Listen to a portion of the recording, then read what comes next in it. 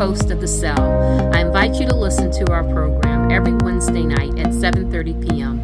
I would also like to thank you for listening to Community Radio on WGRN LP 94.1 FM, Columbus. I would like to welcome our listeners back. If you listened to our show last week, we had a very interesting conversation with Habiba Bankston. Habiba was sharing with us her journey with living with sickle cell. My co-host last week was Mr. Ernest Kelly and Annie Womack.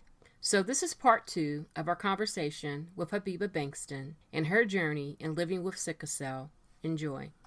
Habiba. What is it that you would tell young people that do not have sickle cell so that they're not bullied? I would say to them that they should try to have compassion and empathy. And I don't know if that's too much for people who are a little bit younger, because, those are skills that I feel you don't gain until you get to later on in middle school or maybe even high school. But just have compassion. I know sometimes when people don't personally experience things for themselves, they don't always understand. But sometimes you have to put yourself in the other person's shoes to say, this is something that, my friend or my peer is going through. So I think sickle cell patients don't necessarily need pity. That's not what we want. We want to be motivated. We want to be encouraged. We want to be pushed just like any other young person or just any other person, period. So I think just genuinely being a listening ear, because sometimes we do just want to vent, even if we know that the other person that we're speaking with doesn't understand. We want a listening ear. We want somebody who's just going to be compassionate to what we're going through, even if they don't understand. And we want that same sense of a push, a same sense of encouragement. That's one of the things that I think I struggled with the most growing up. Because of my health, if you read or Google sickle cell, I think people will sometimes take what they read as, well, whoever has this isn't strong enough or they're not capable of doing certain things just based upon what their illness says. So I was never really pushed or motivated. And I love my parents and I'm grateful for them every day, but I've shared this with them as well. I wanted to be pushed the same way my siblings were pushed to try new things or to do different things. I know because of fear and because of really just wanting to keep me as healthy as possible, I didn't always get a strong sense of encouragement. It was always, no, you sick. You don't need to do that. We're grateful to have you. So just have a seat or find something else to do. Or, oh, you don't need to do that. You're not strong enough. That's not what we need to hear. We need to hear that we can do all things. And I had to figure out how to give myself that sense of encouragement. I had to be my own cheerleader in order to seek and do different things. Annie, do you have a question for us? This is a fast forward question. I mean, having, being a sickle cell survivor yourself and you're still young. So are you thinking about having a family for yourself to impart that, or you just already made a decision? So how's that going? So I'm definitely hoping to have a family. That's something that I've always wanted, that I've always prayed for. So now that I'm at the age where, I'm married and I feel like I'm ready, it's just something that I'm actively praying about and also working towards. But I was incredibly mindful even before getting married, even as I was dating, just of course being open and honest about, my personal health challenges and having open discussions about, are you a sickle cell trait carrier, or even educating people on what that is and why I had to ask those questions just in the process of dating. And, luckily my husband is not a carrier. So I'm grateful for that. But that was another challenging piece of my journey is, that wasn't necessarily coaching that I received from, my physicians or the social workers that I worked with growing up, or even with, my family, just because, that's not something that they necessarily had to do. It was always conversations with me about, the fact that you have to be mindful about, who you fall in love with or who you choose to spend your life with, just because they're not just marrying you, but they're taking on a lot being with somebody who had sickle cell. So that weighed on me a lot growing up, and it also made the thought of dating, which is something that's natural for young people, it made it a little bit more challenging. It made me kind of anxious about it all, but it's something that I knew I had to do. So I was definitely open and honest when it came to sharing what I was dealing with, but also asking the necessary questions that all sickle cell patients definitely have to do, just thinking about the future. I got one more thing. So when that comes, I'm buying for godmommy status. Got it. I'll add you to the list. I know that's a very long list. I do have another question for you regarding education. I know that a lot of sickle cell patients are scared to go to school because being sick so much. How did you prepare to go to college? I know some of them take classes online. Some of them are able to make it to school locally. I'm not for sure if you went to school out of state or what, but how did you prepare yourself to go to college? So college, going to college was something I always wanted to do and something I knew I was going to do. It was a requirement in my mother's household. She said everybody's going to school and everybody's getting an education, and we also had to get scholarships. So that was a no-brainer. Knowing that I wanted to continue my education, that was always something I wanted to do. When it came to what school and how far, that was a bit of a challenge just because I didn't want to go far away from the physicians that I knew and that have been caring for me for years. It was also a comfort level for my mother, just wanting to know that, if anything happened, she could get to me quickly or I could quickly come home in the event that anything happened. So because of that, I decided to stay here in Columbus and go to Ohio State. And thankfully, because of how well I did academically in high school, I got a full scholarship to Ohio State, which made my decision all the more easier. I was close to my doctors at OSU. I was close to my doctors at Children's. And the thing that made it all the more challenging preparing for school, I had my silent stroke at 17. So as not too long after I got my acceptance letter, I found out that I had a full scholarship to Ohio State, and I was preparing for this next phase in my life. That's when my stroke happened, and I had to begin my apheresis treatment on a monthly basis, which it really weighed on me emotionally and also mentally, just because I'm leaving my home, I'm leaving my family to, come to college, to take care of myself, and to step into adulthood. So to have to add a new treatment that I was still grappling with emotionally and mentally, but also trying to get used to what it does to my body physically was very challenging in the beginning, because I decided I wanted to live on campus. I wanted to be involved. So I was a very involved student, just a part of different clubs, leading different groups, things like that. But when it came to my classwork, most of my classes were in person. I maybe had a few that were online. I also had to get comfortable speaking to my teachers on my own, which was new for me because I could always rely on my mom to have those conversations in advance, but now it was on me. So going to my professors at the very first class to say, I have a pre-existing health issue. This is what happens sometimes. Some professors were, of course, receptive, but some professors, they were like, we're all adults. We don't care. So it was a balance. It was something I really had to learn. And I also had to force myself to do my own research in advance. What resources does the school provide for people like me who may have health issues or other things to support them along their journey? And that's also something that I had to learn how to do and do on my own, which was a bit challenging, trying to balance my schoolwork, living my life as a normal 18, 19-year-old, also taking myself to the hospital for treatment. At this point, I'm going to my doctor's appointments alone. So it was a lot in the beginning, really really just trying to get adjusted to this stage in my life, which was adulthood. But to add the treatments on top, that made it hard. I always had to be mindful of my class schedule as well when I was scheduling it. So I always have treatments on Fridays. So I tried to make it a point to not have any classes on Friday, just so I can give myself that time to rest when I got back from treatment, take the weekend to rest, and that way I'm prepared to tackle my week and all the other stuff that I have to do. But balancing studying, sometimes when I wasn't feeling well,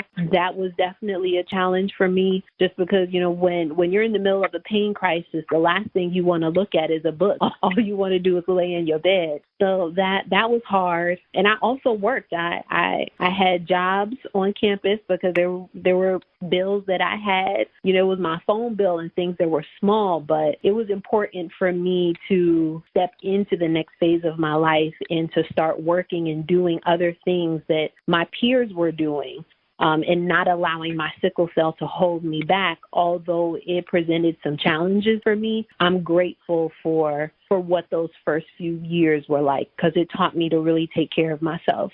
And I'm grateful that my family gave me the room to do that, although it was hard. I know it was hard for my mom. Excuse me, we need to take an identification break and we'll be right back. Thank you for listening to The Cell. We broadcast on WGRN 94.1 FM every Wednesday night at 7:30 p.m. You can also stream us live on WGRN 94.1 FM. Welcome back. When we go to our health fairs, we try to give examples of what pain feels like for a sickle cell patient. This is an opportunity to ask someone that has sickle cell, how would you describe a pain crisis to someone? I have the example of putting a rubber band around your finger and letting it stay there while we're holding this conversation. Oxygen cuts off from the finger and it starts pulsing and start paining. Could you tell us how, or try to describe how a pain crisis might feel?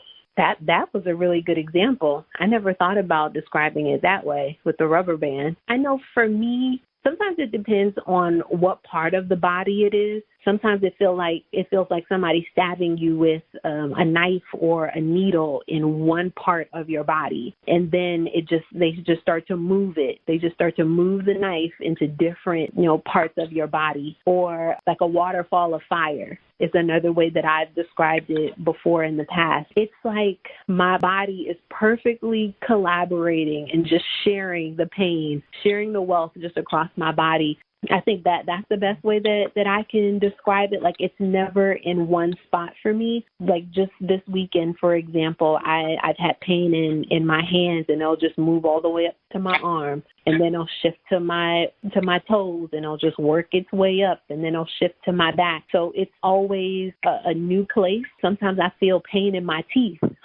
Like, it'll just jump to different parts of my body, but it always just feels like a stabbing pain, like somebody stabbing me with a knife or a needle. That's always the way that I've learned how to describe it. And sometimes it's a little bit more mild, and sometimes it's incredibly unbearable. Habiba, so have you been using any of the new medications that are out there for sickle cell? I have not. One thing that I had to learn, and I learned very early, and I got this from my mom, it was my first time really understanding what it meant for people to assume that you're a drug addict. There was one time living in New York, I was in tremendous pain. She took me to the emergency room, and the nurses at the time, doing registration, took my information. My mom shared with them, she has sickle cell. She's in a pain crisis. The nurses were incredibly dismissive. Like, oh, she just wants meds. She just wants painkillers. You can have a seat until we get to you. And literally left us in the waiting room for a while. And I was in unbearable pain, but it just seemed like they took it as, oh, she's just a drug addict. Even though she's a kid, she just wants pain meds. So after that experience, my mom really sat me down and she said, I know sometimes you're going to go through pain, but we need to figure out what are some at-home remedies that we can do that does not include drugs or does not include medication. So with that, I learned to get used to mending my pain crisis with heating pads or using hot towels to just massage the pain out. It definitely took a little bit longer, but sometimes they would work. Or just using over-the-counter medication like ibuprofen or Tylenol and things like that. It wasn't until it became unbearable, like I couldn't walk or hard for me to breathe, depending on where the pain was, that we would make an effort to go to the hospital. So over the years, managing my pain has become much easier. And with my apheresis treatment, in addition to it decreasing the likelihood or the chances of me having another stroke, it really does help in managing my pain throughout the month between treatments. So I often, at this point in my life, I have not had any true severe pain episodes for some time, and I'm grateful for that. The ones that I do have are very minor, and I'm able to manage them at home, mostly with just heating pads, maybe some Bengay, Tylenol, ibuprofen, and things like that. I was just wondering about how it has affected her work as far as a job. Has it impacted it in any kind of significant way? Great. Thankfully, my health has not been an issue for me when it comes to working. I haven't had any challenges, and I'm incredibly grateful for that. I know as I got older, or at least once I graduated from college, I wasn't very vocal about my sickle cell just because I was afraid that it would become a barrier for me to have that job or to have that opportunity. So I to be honest with you, I kept it quiet. I wasn't as open about it, or if I wasn't feeling well, I would just leave it at that. Like, I'm not feeling well, so I can't physically come to work today. But I never truly shared what I was dealing with in the very beginning for my first job. But once I got to my second job, and I was working at Ohio State at the time, I had a pain episode, and I had to tell my supervisor or ask them, can I go home from work? And they just asked the question why. And in that moment, I chose to share. And I'm so grateful for this supervisor, because he was the first person who sat me down and said, I know that you have fear associated to what opportunities you may or may not have based upon your health, but you have to advocate for yourself, or nobody else will, or nobody else can if you don't give them the opportunity to. So in that moment, he said, there are resources here. Like, we can create a working agreement for you. So as you pursue new opportunities or get new jobs, you can have paperwork that says, this is something that you're dealing with. And because of it, you may have to miss work one Friday a month for treatment, or you may have to work from home, or you may have to, leave work early sometimes just based upon what you might be dealing with health-wise. So he was incredibly supportive. He helped me create that working plan that I still have till this day. So it has not posed any issues for me since that time that I had that conversation with my supervisor. I've been much more comfortable in sharing, what I'm dealing with when I do have new working opportunities. And it has not kept me from pursuing everything that I've wanted to do. So I'm grateful for that. Yeah, that is, because I worked at sickle cell co-workers, and some of them missed a lot of work. And, of course, the haters all started coming out because they didn't know what they were going through, and they called them, ain't nothing wrong with them. Because when you look at somebody sickle cell, they look healthy, look normal, but they don't understand, like, I guess you call it the silent pain that they're experiencing. So I am really glad to hear that it's not affecting your work life. Oh, definitely. And part of it has also been me, because I've been pretty private about it, and I'm good for pushing through. I will be in the most immense pain, but if I have a meeting, if there's something that I have to do, I would sometimes prioritize handling my responsibilities over taking care of myself, simply because of the fear of being judged, people asking questions, or me losing out on an opportunity. I know as somebody living with sickle cell, having a job is a privilege. And those are things that I still tell myself today, like, working is a privilege. So I really try to do everything that I can to do a good job. But as I've gotten older, and I've learned over the years that if I'm not taking care of myself, I'm not good to my job or anybody else. So it's been a balance, because growing up with sickle cell, I know sometimes people people will tell you may have to get comfortable living on government assistance, or it's going to be hard for you to get a good job because you often get sick. So growing up, in my mind, I was like, this is always going to be a hurdle for me. But the way that I've tried to work around that is being silent about it. And I know now that me being silent about what I'm dealing with is only encouraging people to continue to live in silence. And I have to be okay sharing what I'm going through in order to help educate people. And since I've done that, there's so many more people who now know what sickle cell is, or they have a better understanding of how to work and support somebody who has it. So it's a journey still. Yeah. Appreciate it. Just wanted to just commend you on your life lessons, and the things that you are experiencing, things that you're sharing. I think it's just very important for others that will be listening to understand that everybody has a story, and that it takes one person to stand up and say, hey, this is my life, and then another person can follow that, or those that are still living in that silence or that fear can come out and say, hey, it's not that bad on the other side of this door. So just commend you, and I thank you for being willing to be honest and open about your struggle, to be willing to share your story, your life, your growing up, the openness, the candidness of your life, and I do appreciate that. Really appreciate it. Thank you. Okay.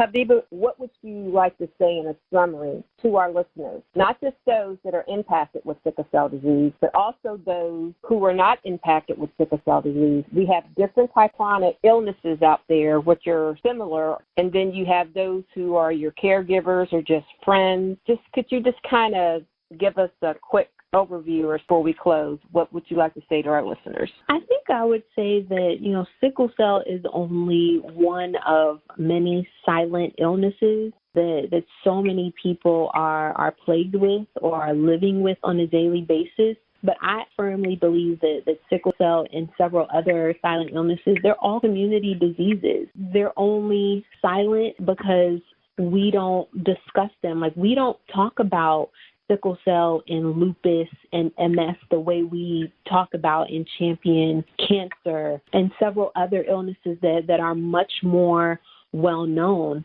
I think that all of these illnesses are community illnesses. And when I say that, is just because you don't have it doesn't mean that you can't play a part in finding a cure or doing something that's going to support somebody who's living with it. And that's part of the reason why I've chosen to become more open and to share my story, because I mentioned before, I grew up suffering in silence, and it wasn't necessarily intentional, but I was the only person in my household who was dealing with what I was dealing with. And as I continued to grow up, I thought that I had to hide a piece of myself in order to make the people around me comfortable, which was only encouraging, complacency or people being okay not knowing what sickle cell was. And that was disheartening to me, especially talking to people who are African American, them not knowing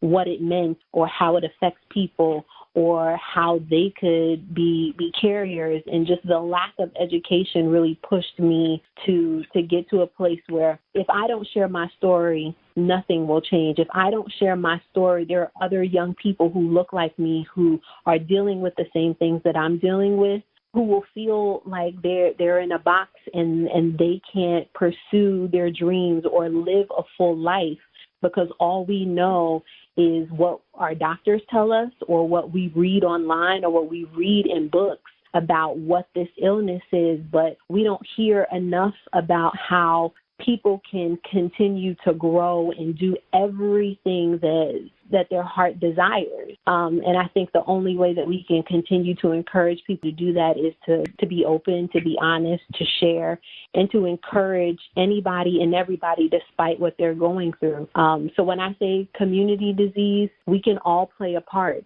You can give blood. You can share someone else's story to encourage others who may be impacted or those who aren't. I think that we can all play a part in creating the change that we want to see. So I think that's the most of it. You know, I'm actively and consistently sharing my story as much as I can. It's crazy that it took me 30 years. I had to turn age 30 for it really to hit me that I can be the example that I want to set for other young people who are living with sickle cell. You know, our disease is not our destiny. There's so much more to life than what we're going through. And that's what I want to continue to share with other people. So hopefully if people have enjoyed hearing my story, they can follow me on social media. I'm on Facebook as well as on Instagram. I've established a platform called Beyond the Cell where I'm sharing my story and my journey with sickle cell disease, but not in the normal way that you would expect. But I'm sharing just different pieces of it, how it's impacted me emotionally. What does it look like to have sickle cell and to be married or to have a full-time job, or what it also means for people who have been impacted by it but aren't necessarily living with it. So you're going to hear from siblings and how they've been impacted by sickle cell, or friends sharing their truth, being connected to someone who has it, mothers and what their experiences have been. So that platform is called Beyond the Cell. I'm in the process of establishing my website and just trying to find more and more ways to share my story, and also encouraging anybody and everybody that, you know, you can be involved. Our motto is own your truth, claim your power, and live out loud. And that's where I'm at. And I'm hoping to bring people along with me. Well, believe me, I'm sure once they hear your story, young lady, you will be bringing people along with you. I myself also want to thank you for participating with us today. I appreciate you being raw with your journey and your story, and I appreciate you taking our questions, and you answered them quite thoroughly. With that being said, Habiba, I'll be talking to you again. Ernie, thank you for being with us today. Oh, you're welcome. Yeah, Habiba, you are an inspiration, I'm sure, to a lot of young sickle cell patients. Keep up the good work. Thank you. I will. Annie, thank you for being with us today. Thank you for having me. And yes, thank all of you for the questions were awesome. The dialogue was great. And Habiba, remember to add me to the Godmother list. I will. I got you, Miss Annie. She's not real subtle, is she? I love it. Habiba, I love it. I'll tell Nick. Habiba, could you tell us your platform again, please, before we sign out? Absolutely. It's called Beyond the Cell. You can find it on Instagram. It's beyond_the_cell. You can also follow my personal page, which is @FutureFloated, and it's also linked there where I've been sharing my story. And as mentioned, I'm in the process of developing my full website, where you can learn more about me, my story, the stories of other people in our community who've been impacted by sickle cell, and also a link to some resources across the community. My hope is to turn this platform into also a way to do some fundraising and also some action-oriented events, which will primarily be blood drives and encouraging the African-American community to really get more involved in sharing their blood with the community.